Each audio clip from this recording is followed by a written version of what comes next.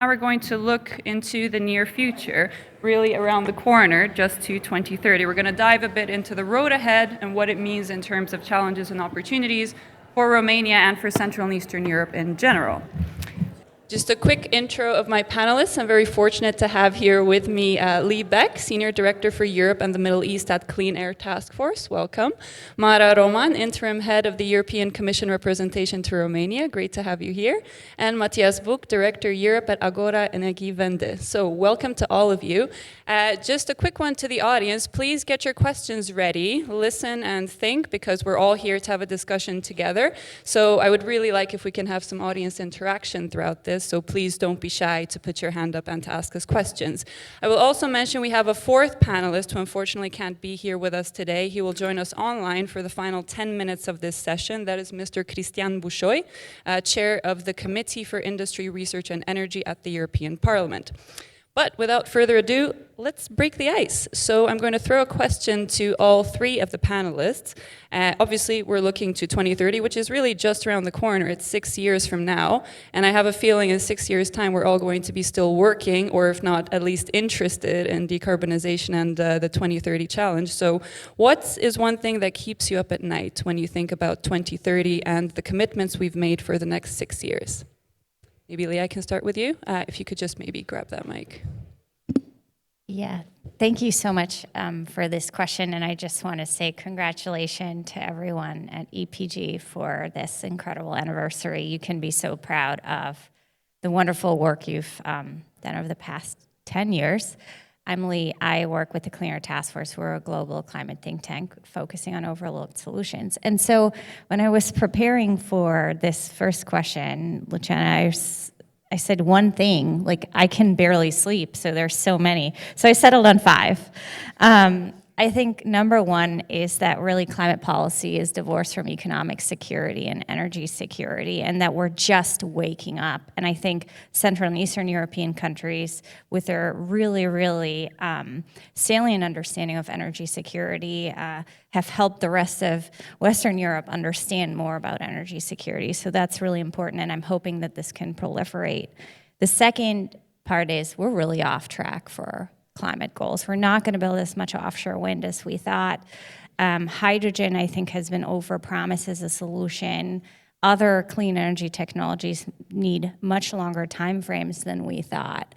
And so I think that, in addition to lacking a plan out to 2040, which I think we're also going to talk about, is really threatening.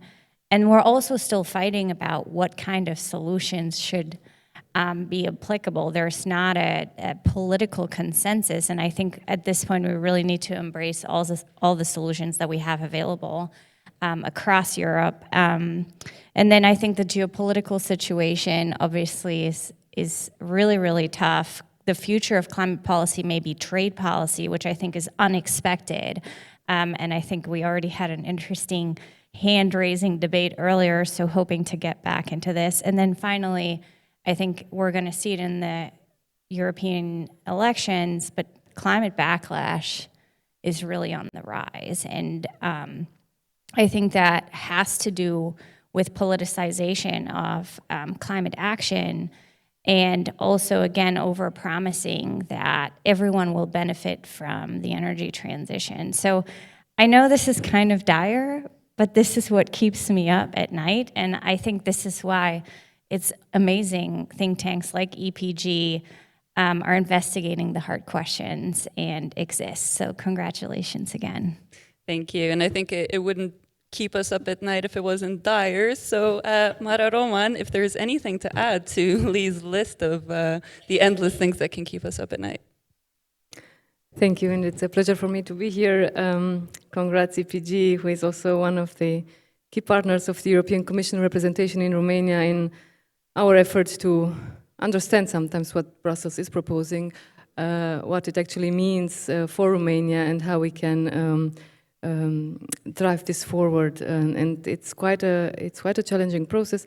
It's very hard to just add something to what Lee has said, because she was so comprehensive. But I put my son at sleep every night. He's 4, and then I lay next to him, and then I wonder how his world will look like.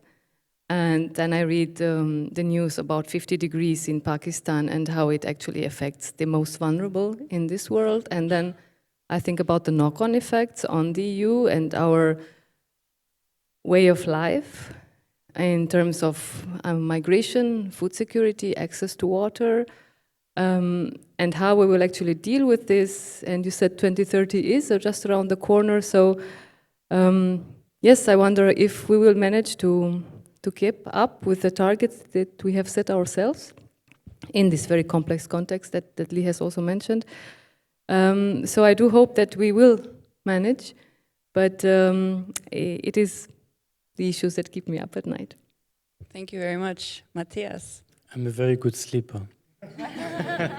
And congratulations, Radu and the team, for all the work you're doing. And we are benefiting a lot from partnering with EPG as Agora.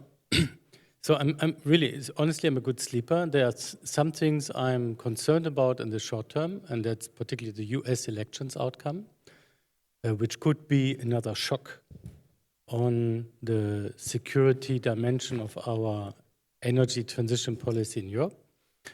And then I'm also really concerned about, because we're discussing short term, are we sufficiently aware in the national and regional and municipal discussions on what we have just completed, really a historic climate and energy package in Brussels, which will be a revolution if it is fully and effectively implemented.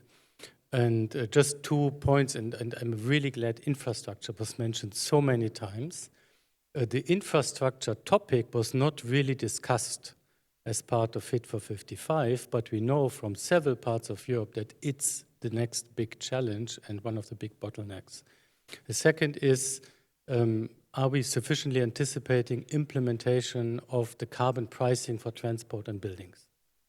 Because if it is not anticipated by governments in the very concrete things happening actually in the next 12 months, then we will see a situation where some vulnerable parts of, so economically vulnerable parts of the population in several member states will see climate policy instrument as something against them. And this would be very, very detrimental to the Green Deal project. Thank you very much. I think we'll happily return to the questions around infrastructure and also the public and not leaving anyone behind. But I just wanted to kick off with Mara. We would be remiss if we didn't also talk about gas, which has been brought up so far this morning. Whether or not we agree whether gas is a transition fuel or not, I think nobody wants to be locked into assets that will not serve them in the future. So with Repower EU, we're seeing this renewed urgency for decarbonizing the energy system, but obviously the energy security dimension is also quite important. So how can we balance those? How can we accelerate renewables while making sure that member states are not locked into gas, but potentially other fossil assets that won't serve them in the future? Thank you. This is quite a complex question. I didn't sleep one night on it. No, but thanks also for the opportunity, just maybe to recap what Matthew was saying earlier. Because he did say that a couple of weeks ago we celebrated 2 years of Repower EU, which was Europe's reply basically after the start of the war in Ukraine. And we put it forward like a couple of weeks into the war. And we managed together to take decisive action and to secure supplies in Europe while not moving away from our long-term objective. So if you think about Repower, it's the 3 R's. It's reduce. So we did put a focus on energy efficiency. It's replace. And from 45% of Russian gas imports back then, we are now today at 15%. So it massively dropped, and we replaced Russia as a key supplier with the US and Norway today. And then it's renew. So basically, with Repower EU, we are boosting indeed renewables, and we have done so throughout this mandate of the Commission at regulatory level, with a new target of 42.5%, with support mechanisms for member states to cooperate among themselves to produce more renewables or to bring them online, We also have an action plan on grids, so we did think about grids, maybe not as much as we should have from the outset, but it is on our agenda. And what else? I've noted a lot of things here.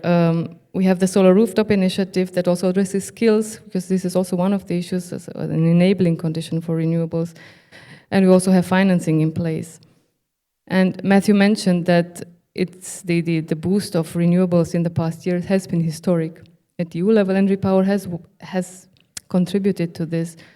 So I think as we talk energy security, one of the key messages of Repower was that every cent we invest in homegrown energy is an investment in our energy security. And I think this was heard very loud and clear.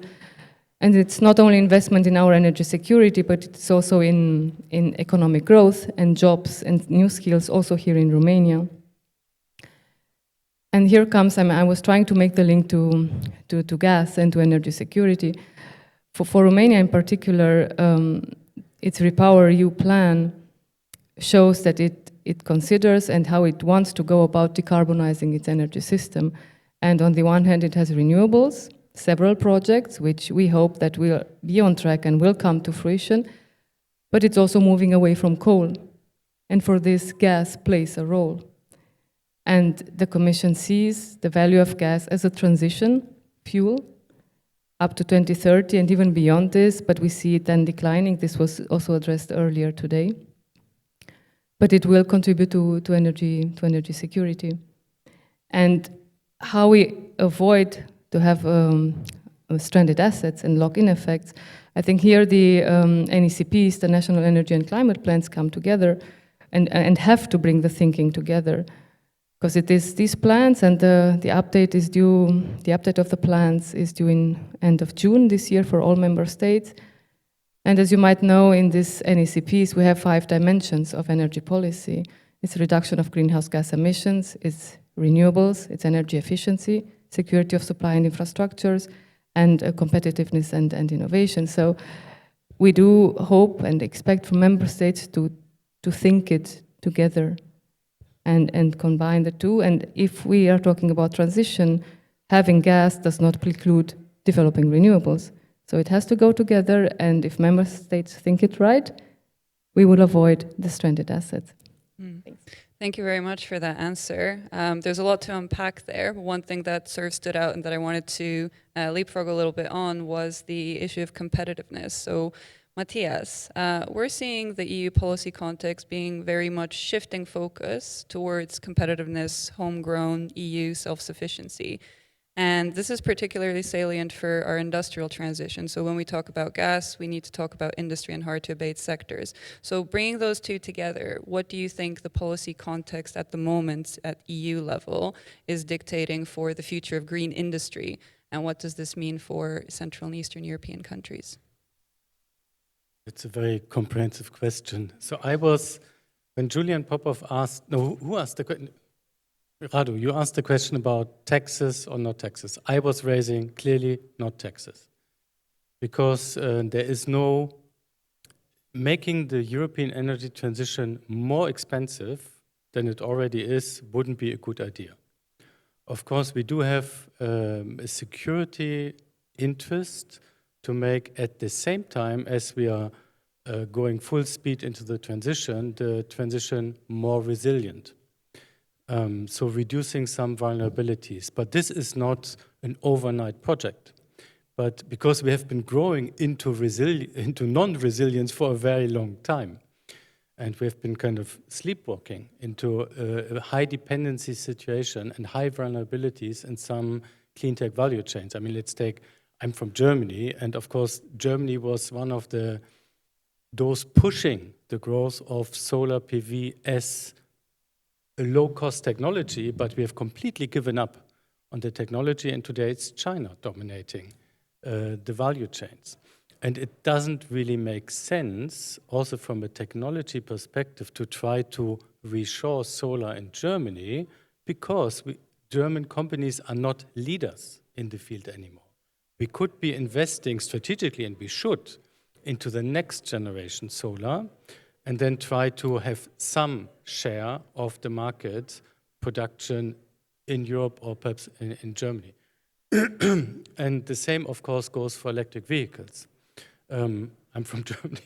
I've been saying in many conversations to whoever wanted to know it or not for many years that the way the German car industry has been operating was really not strategic in the long term. And so the resistance to the change that is driven by technology and cost curves has really not been picked up in the strategic management decisions of the corporate boardrooms. And this is very, very unfortunate, and it really puts us in a difficult spot at the moment, because catching up to technology leaders is always much more difficult than when you are actually leading the pack. So I think from an industry transition perspective, Europe at the moment is in a tough spot. We were in a tough spot before the Russia's war against Ukraine was escalated. And we are in a tougher spot now that fossil fuel import costs, particularly gas import costs to Europe, are structurally higher than they were before. And so, plus the increasing competition between China and the US on clean tech. I'm very optimistic that we can kind of keep our competitive edge, because we do have the money, we have a lot of expertise, we have leading companies, but we really need to speed up and stop resisting the change, but really fully embrace the change. And now when it comes to the question by Radu, my response would be, we should afford, because we can afford, we should afford for some time what I would call market segmentation. That we have some market segments where we actually afford, from a resilience perspective, to pay a higher price to products manufactured in Europe. And we can do this, and there is some basis in the Net Zero Industry Act. We can do it through a focused public procurement policies of clean tech purchasing, etc. So there are several tools which are different from tariffs or outright trade discrimination instruments, which I'm completely not a fan of.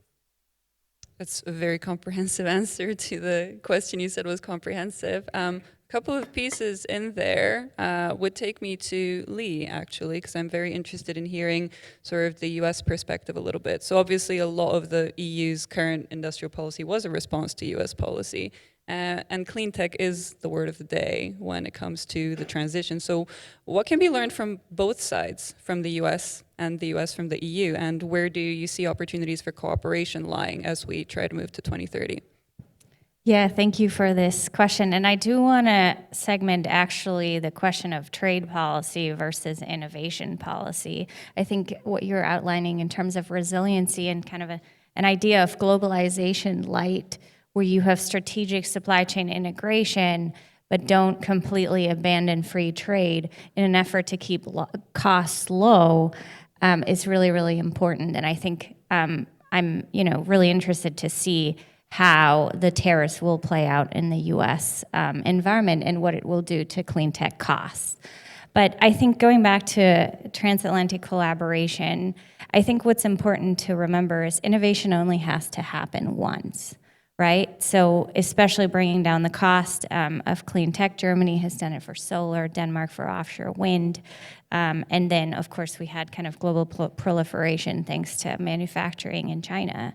But I think what the Americans have done with Inflation Reduction Act is provide a lot of money, industrial policy subsidies directly to companies. And now the question mark is, how can this infrastructure actually be realized? Can you get the money out as fast as you thought, and can you get steel in the ground as fast as you thought? And I think that is something where Europe should really be watching the American market. Can they actually build and spend this money as fast as they thought they can? And what permitting and infrastructure and community kind of challenges are they running into? Because really, there was no comprehensive plan on how to spend this money in a way that is efficient from an infrastructure footprint question.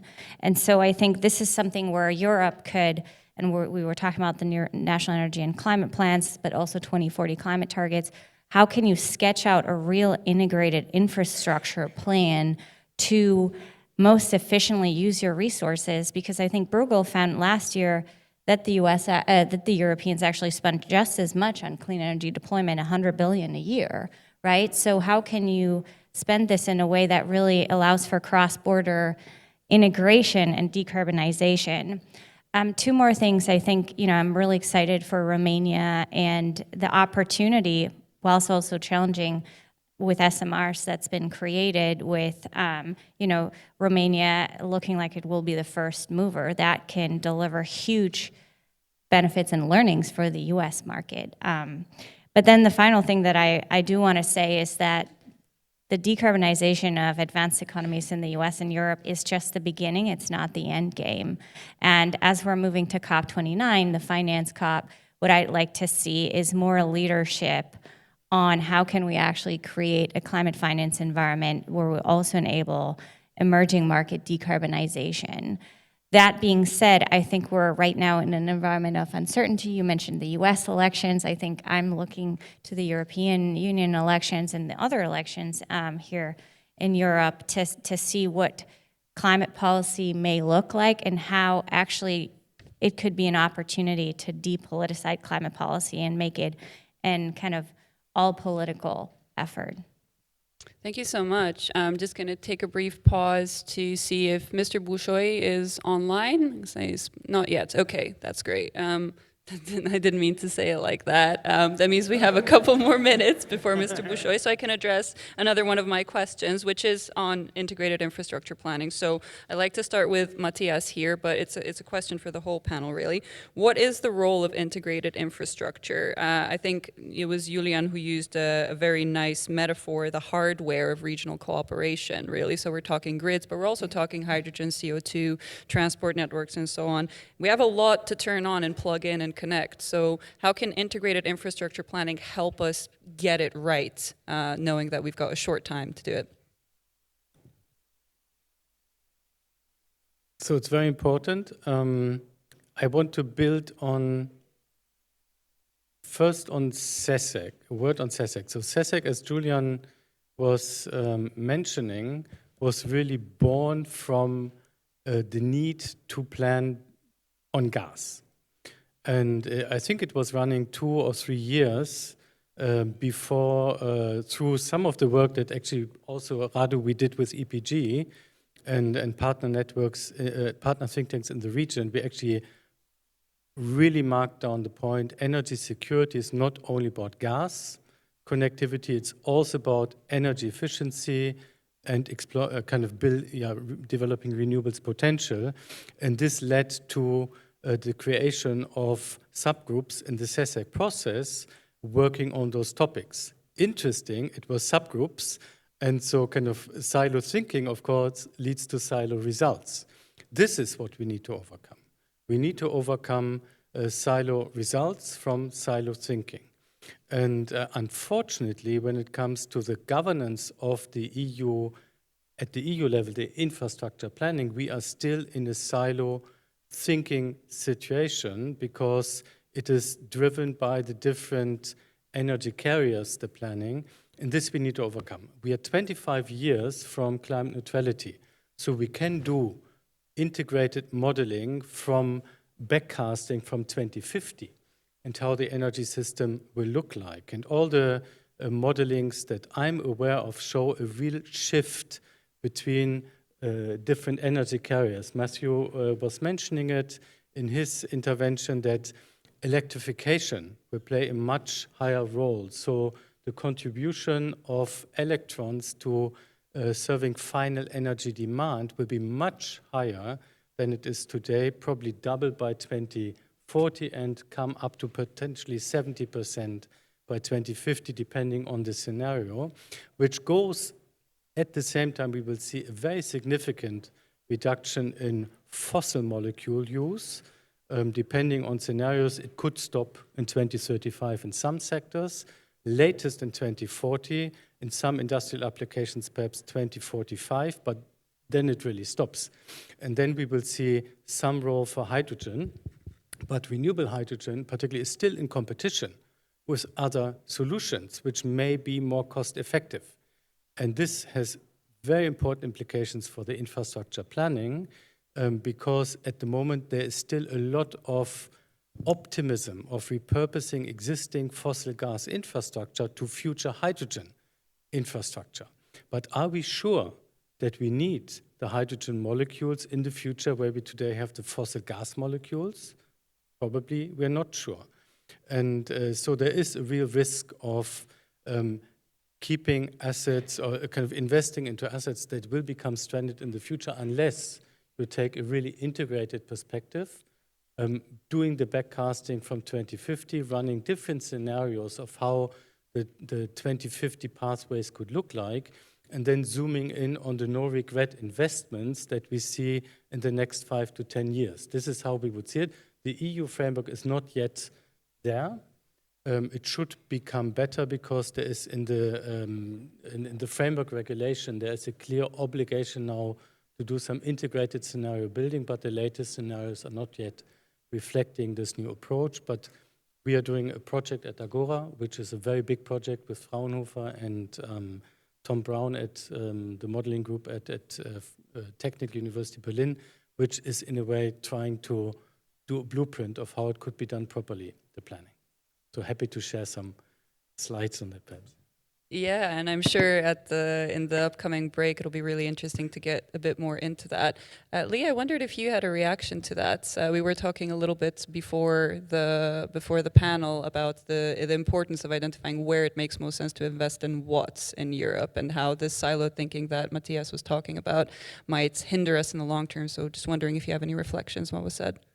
Yeah, absolutely. Thank you. I think what we talked about is the question of state aid and industrial policy across Europe, right? And I think it would make sense before everyone rushes to kind of rebuild their own capacity to take a step back, look at the EU 27 level, what is the kind of infrastructure and security we need, and according to this, really make sure that we can honor the single market in the long run.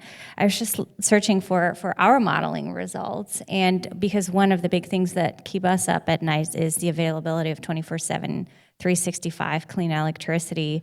Germany, for example, is expected to have a pretty large clean firm power gap by the mid-2030s already, with retiring capacity. And what we're looking at is really a secure system will require up to 250% more clean firm electricity as needed, which would be twice as much nuclear as there is across the Union today.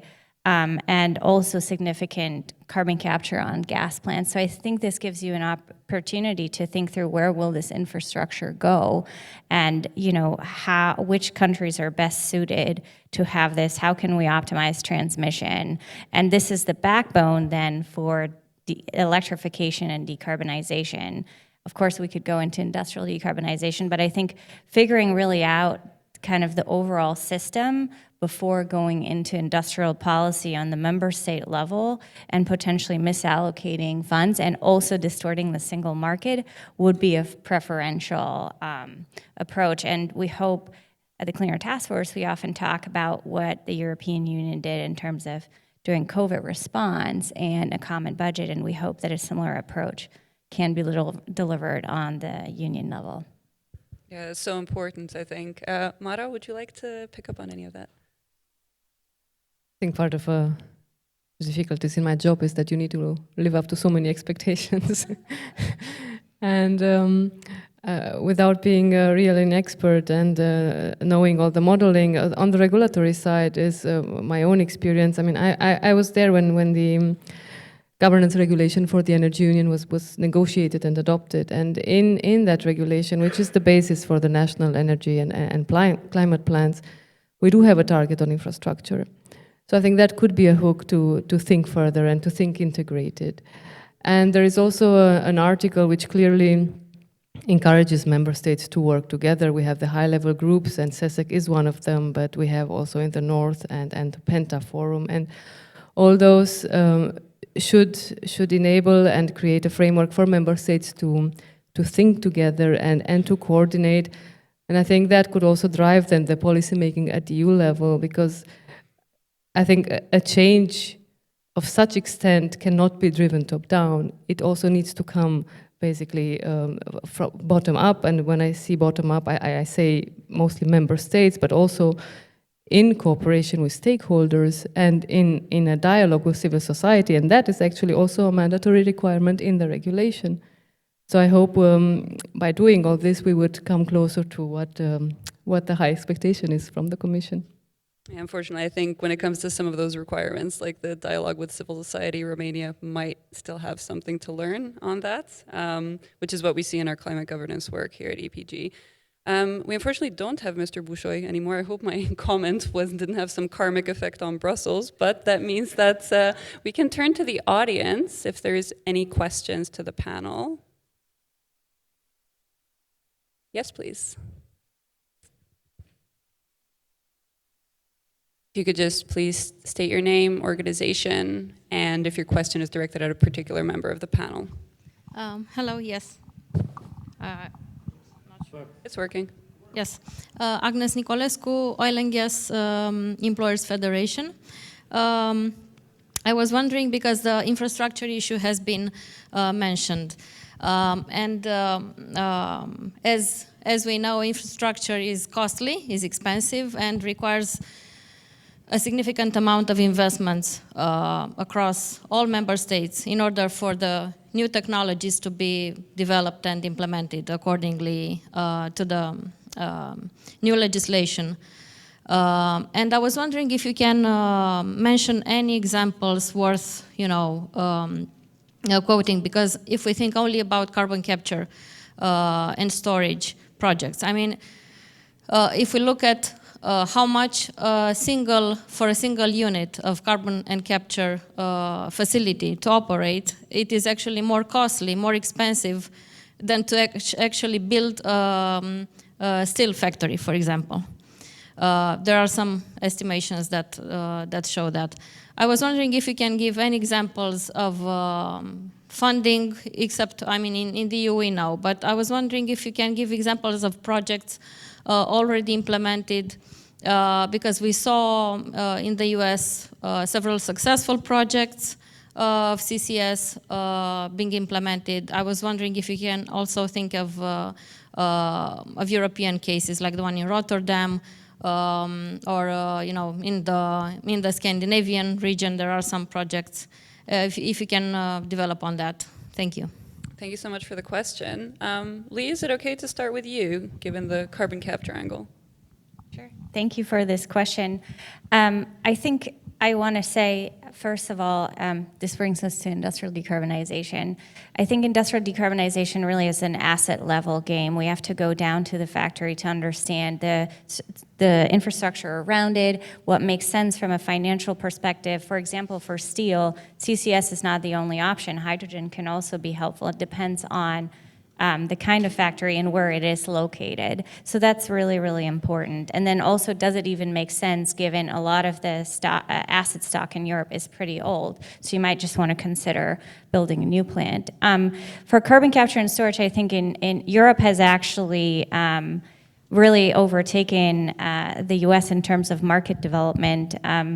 When it comes to, we're looking at Northern Lights, which obviously is close to completion, so that's really, really exciting. There's a lot of storage capacity oversubscribed, but also the Rotterdam project is moving ahead. So I think with the carbon management strategy at the EU level, which I think in general EU strategies are fantastic policy tools to set out overall directions where member states like Germany then can go in and bring that to the member state level. I think there's been really, really positive momentum. I think the question mark now is, in this new environment and with increasing fiscal constraints, can carbon capture and storage deployment continue as fast as it was thought it could continue? But curious actually about your perspective as well, since you've led one of the most successful projects in this area, in this region, Luciana. Wow, as the moderator, I don't usually get to speak, so I won't take up too much time. Just to say that for us, CCS only makes sense in certain places. We can't talk about CCS as a blanket tool for industrial decarbonization. It's very much facility level. Like you said, you really need to get in and understand the workings of the facility itself, the proximity to storage. Is there a case for utilization? What kind of utilization? So it's very, very specific, and I think that's something that we as Romania need to understand, because what we see so far in Romanian national climate strategies and so on is CCS being inserted sort of as a block of its own and not very specifically tailored to. I see you chomping at the bit there, so do you want to come in? I want to come in the sense that we are very supportive. So in the Net Zero Industry Act now, we have an injection target adopted, 50 million tons by 2030, if I believe, which is an important signal. But it's an injection target. It doesn't say anything about, so it's storage capacity. Huh? It doesn't say anything about it will actually be needed by that time. According to our own modeling, we will need about 8 million tons when you're focusing by 2030, when you're focusing on those areas. Probably we're close together where there is at the moment no other technological option more cost effective in place to avoid the greenhouse gas emissions that you would then rather capture.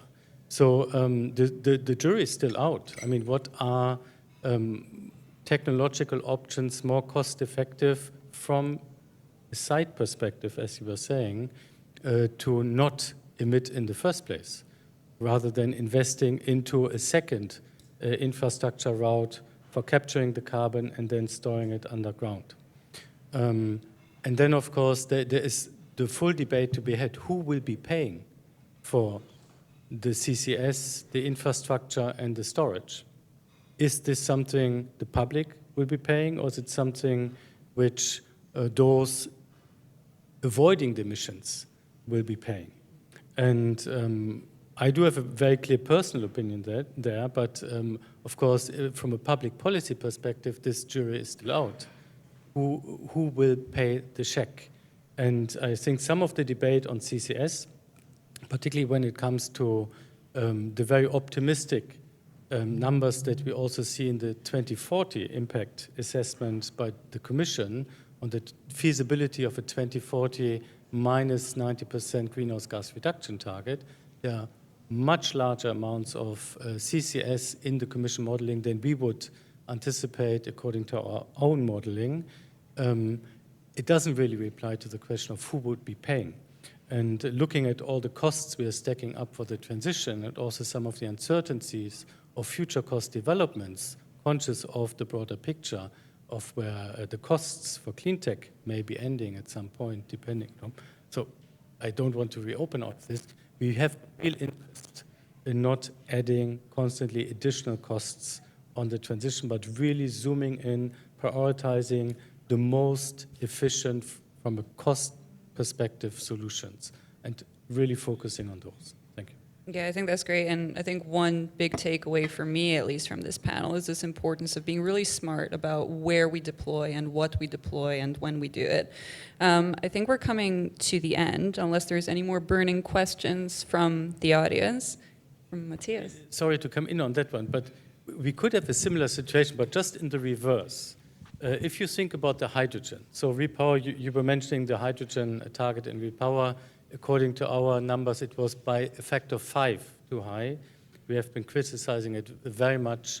Now the Commission has been kind of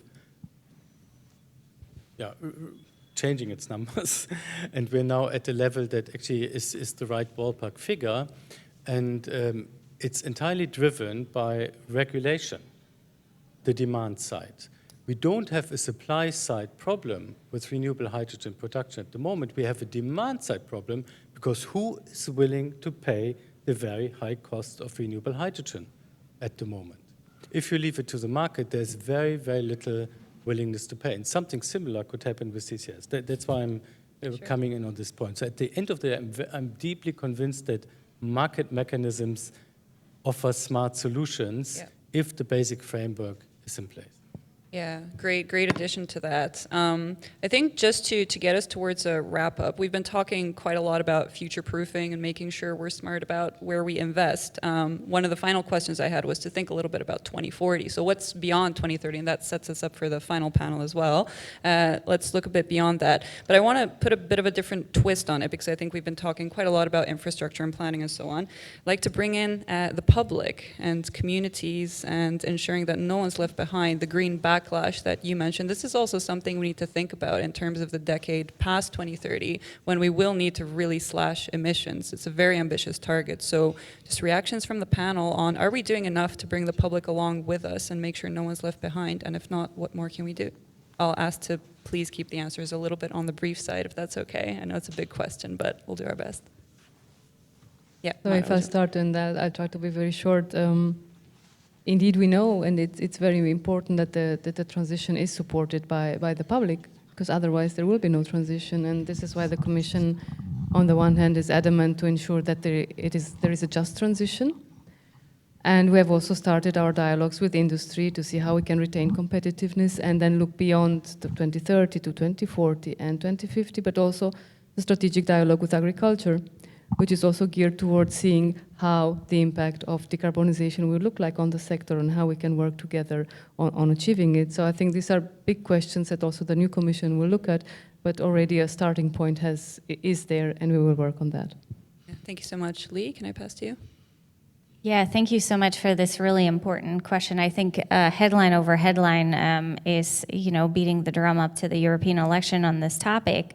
I want to point to an interesting organization called Project Tempo that looked at all European countries and granular voter data, including for Romania. You can look it up online.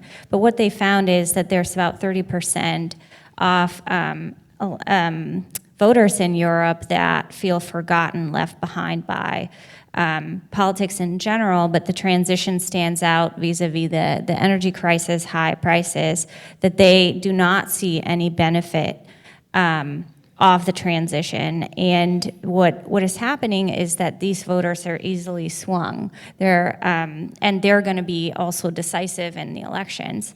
And so they think of climate as an elitist global idea that is globally mandated, that delivers very little benefit at the local level and to them personally.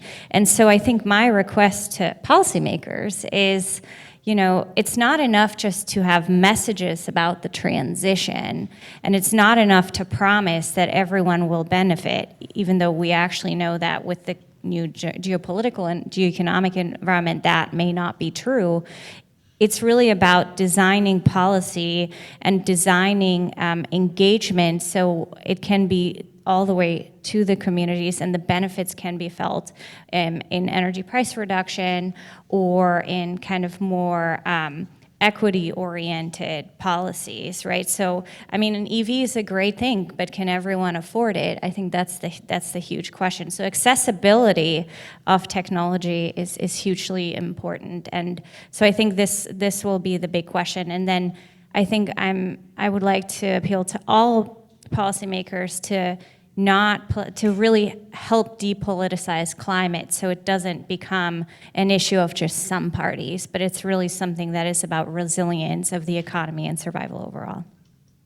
Thank you so much. Matthias, can you wrap us up? There was a very interesting polling of 15,000 households done by Jacques Delors Center in Oxford University a few months ago and showing an interesting picture. So overall, the support of climate policies in Europe has actually declined only by a few percentage points across all voter groups in Poland, France, Germany, the three countries which were looked at.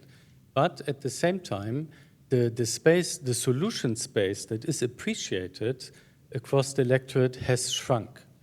And basically you can say that it isn't a NIMBY, but don't touch my plate, don't touch my home. So there's a clear discrepancy between what people want from politicians and decision makers in support of climate policies and what they're willing to accept when it comes to their own food, when it comes to their own way of driving or mobility or heating their homes. And this, of course, is a problem for all of us. And I believe there needs to be much more done to create the discourse to really make it clear we cannot negotiate with physics, but we can, of course, and we should discuss the best solutions in the concrete situation. And I think we have some very good examples in Europe that we should profit from. I think what the Commission did in the last mandate on coal regions in transition, which was actually a very, very good example, being very firm on the target trajectory under the ETS, but offering help. If you do your homework, if you have a clarity on what you want to do to transition from your dependency on the coal economy, we help you. And I think this type of thinking needs to be become much more regular thinking from an EU policy development perspective. And there are huge opportunities out there. I mean, we could do so much more to reduce the direct consumer cost of electricity, whole range of measures. And this, of course, would immediately increase the affordability of clean heating solutions. Electric mobility charging infrastructure, it's really cheap. It's not a big effort to develop it fast. Let's just develop it fast so you can charge anywhere on the continent your electric vehicle, etc. So I think there's a lot that can be done, which is not magic. I don't think there's a magic solution, but you really need to work it through. And it starts with decision makers, not at the European level, actually, but really in national governments, municipal level, regional level, to do the homework and to accept that the change will need to happen, because you cannot negotiate with physics. You can delay it a bit, but then it will become harder. Yeah, it will not get easier. And then to be clear about this basic message, I think is very important. That's great, thank you. So we started off this panel by what keeps us up at night, and it was quite dire, but I think what's going to be keeping me up for the next couple of nights are just the solutions that were proposed here and the insights. So please join me in thanking my amazing panel, and I'll introduce the next one in a second. Thank you so much.